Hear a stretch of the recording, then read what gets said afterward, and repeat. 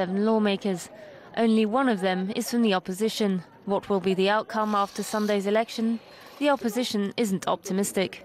The people are under tremendous fear because there was, killings, mass arrests, and again, some harassments. The Ethiopian government denies claims of intimidation. I think there will be issues also in the coming elections, but the way we handle it, the way we treat it, the way responsible actors accept and willingly try to rectify, it actually has been improved.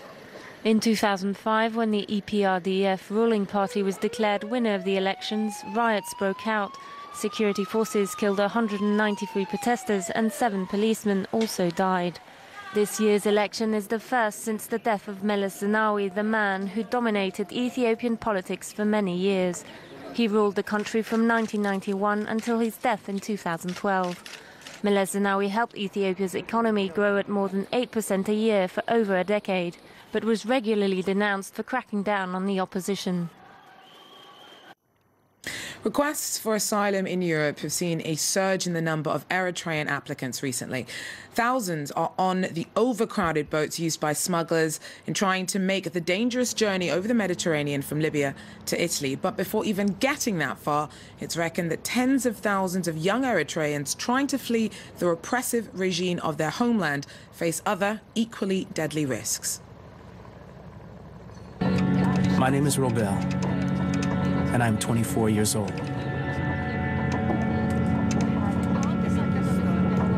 I just wanted to run away from a dictatorship.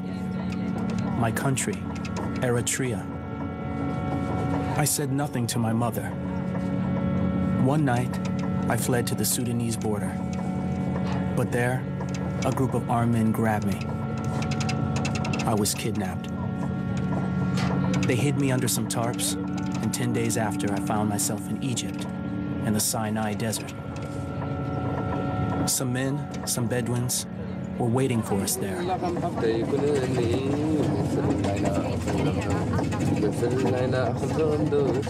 1 year later, my body was thrown in a mass grave, amongst other corpses. They thought I was dead. I am alive, by mistake.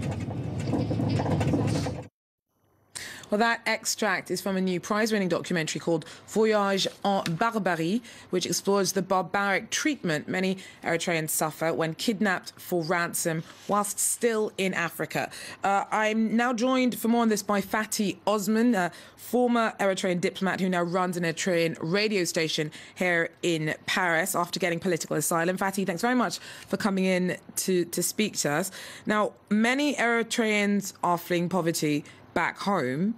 Why are so many becoming the targets of kidnapping?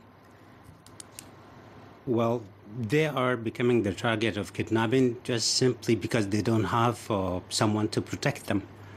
They don't have a government to protect them.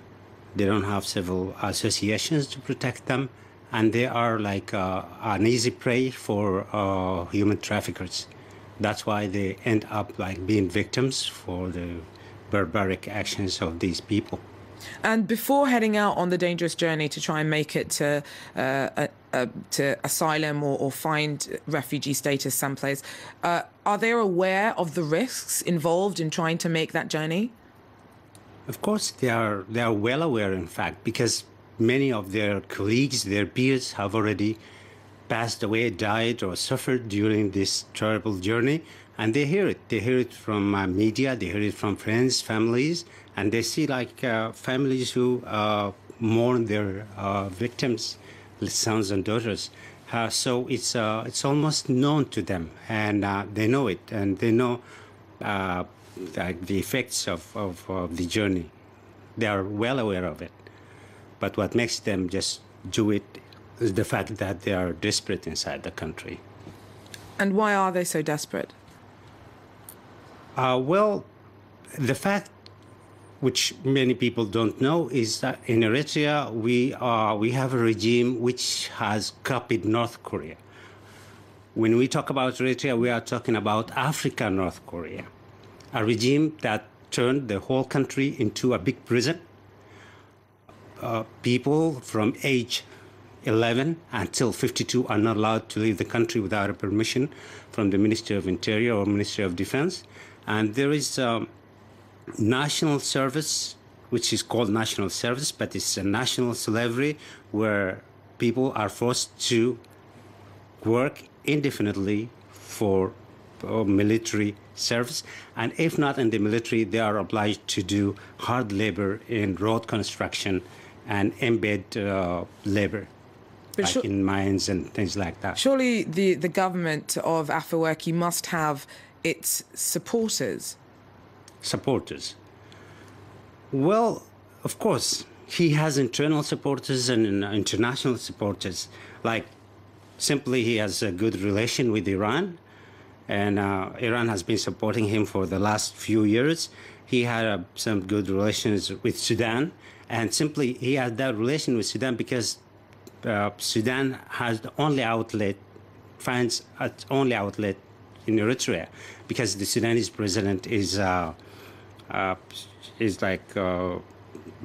there is a warrant on his case in the International Court of Justice. Omar Bashir. Yeah, and Bashir, the first country that he visited out of his country after that warrant was issued by the court was in Asmara. Yeah, I was to Asmara. So there is a relation between Eritrea and Sudan, and inside the country there are those who benefit from the existence or the presence of President Isias. Some military generals, some opportunists, high clerics. Fathi, thanks very much for coming to speak to us. Unfortunately, I'm going to have to cut you off there because that's all we have time for. But Fathi Osman there speaking to us a bit about some of the difficulties faced by his Eritrean countrymen who choose to flee the repressive regime under which they live in a bid to try and make it elsewhere.